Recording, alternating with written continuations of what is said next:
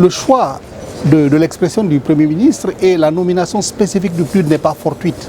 Il me plaît de rappeler ici que le PNUD entretient une relation longue, durable, mutuellement respectueuse et mutuellement bénéfique avec le gouvernement du Congo.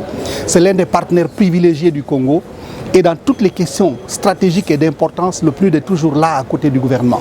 Cette étude que vous venez de citer est une étude qui est importante dans le cadre de la mise en œuvre de l'agenda de l'émergence et de la révolution de la modernité du Congo. Et le PNUD a été honoré d'avoir été invité par le gouvernement à se joindre au gouvernement pour produire une telle étude. Nous sommes convaincus que cette étude permettra au gouvernement, dans son ambition de créer une croissance inclusive et de réduire les inégalités, de pouvoir avoir les données sérieuses et bien analysées qui lui permettront de faire des choix en matière d'investissement, en matière de programmes sociaux, afin d'avoir une croissance qui ne laisse aucun Congolais au bord de la route. À ma qualité de représentant résident du PNUD et de coordinateur résident, j'ai procédé au lancement du rapport d'étape du Congo pour la réalisation des objectifs du millénaire pour le développement, qui a été aussi le même espace utilisé pour le lancement des objectifs de développement durable. Pourquoi la conjonction de ces deux événements? Simplement parce que le PNUD et le gouvernement sont conscients que les objectifs du millénaire pour le développement ont servi leur dessein et leurs objectifs. Pendant les 15 dernières années, elles ont guidé la communauté internationale, les pays développés en développement et l'ensemble de tous ceux et celles qui pensent que le développement est quelque chose de partagé et la prospérité est mieux quand elle est partagée pour guider le monde dans les investissements et les choix. Mais arrivé au terme de 2015, nous sommes à la conclusion que le verre est encore à moitié plein ou à moitié vide, ça dépend de la façon dont vous le regardez. L'avènement des objectifs de développement durable est la conséquence légitime des leçons tirées de la mise en œuvre des OMD qui veut que la croissance que nous visons maintenant est une croissance verte, respectueuse de l'environnement, donc de notre maison commune qu'est la terre, une croissance inclusive qui ne laisse personne au bord de la route, une croissance productrice de bien-être qui n'est pas simplement une statistique mais qui change la vie des gens au quotidien, et une croissance qui permet de faire reculer la pauvreté qui a été notre ennemi le plus tenace au cours des 50 dernières années. C'est pour ça que le lancement des objectifs de développement durable a été un grand moment de l'histoire de l'humanité, en marge de l'Assemblée générale des Nations Unies au mois de septembre, où tous les leaders du monde, à la fois politiques, économiques, des entreprises, de la société civile, ont convenu qu'un nouveau contrat social est nécessaire pour la planète, pour le monde.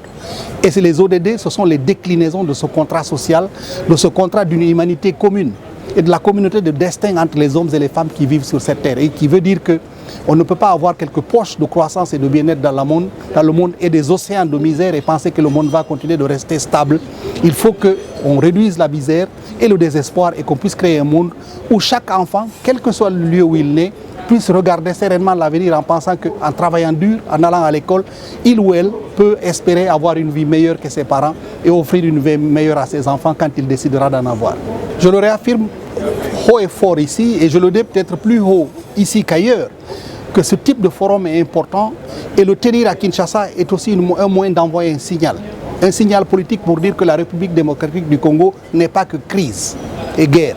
La République démocratique du Congo est un géant de notre continent, est un géant de l'Afrique centrale. Et c'est un pays dont le potentiel, s'il est mis à profit et il est exploité, peut tirer toute l'économie de la région et l'économie du continent. Après tout, n'oubliez pas, ce pays, qui est un sous-continent, à lui seul possède les plus grandes réserves au monde des minéraux stratégiques. Mais au-delà de ça, et je le rappelle à tous mes interlocuteurs, le Congo n'est pas que mine. Le Congo est aussi l'un des plus grands potentiels agricoles d'Afrique.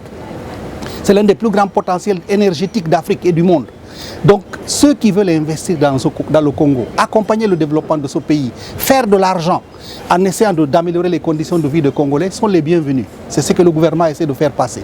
Et je pense que la tenue de cette conférence ici, c'est aussi un moyen de soutenir le gouvernement du Congo dans ses efforts pour assainir l'économie du Congo, assainir l'environnement socio-économique et politique et créer les conditions d'un décollage réel de ce pays qui a une ambition de devenir une nation émergente à l'horizon 2030 et une économie, un pays à revenu intermédiaire à l'horizon 2035.